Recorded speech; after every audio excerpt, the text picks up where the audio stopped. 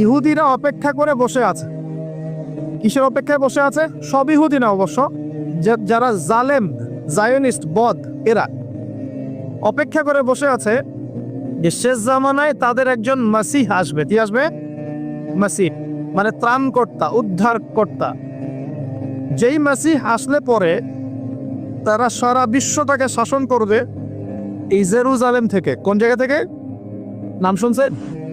কোন দিকে এটা? ইসরায়েল। ইসরায়েলের না, এটা এটা ফিলিস্তিনের। কার? এই জায়গার মালিক কে? এই জায়গার মালিক আমরা। এটা আমাদের জায়গা। 3টা মসজিদ আপনি সফর করবেন সোহাবের আশায়। তার সবচেয়ে শ্রেষ্ঠ মসজিদ হারাম মানে মক্কায়। 1 রাকাত নামাজ পড়বেন, 1 লক্ষ রাকাত নামাজের সওয়াব হবে ইনশাআল্লাহ। 2 নাম্বার মদিনা, 1 রাকাত নামাজ পড়বেন 1000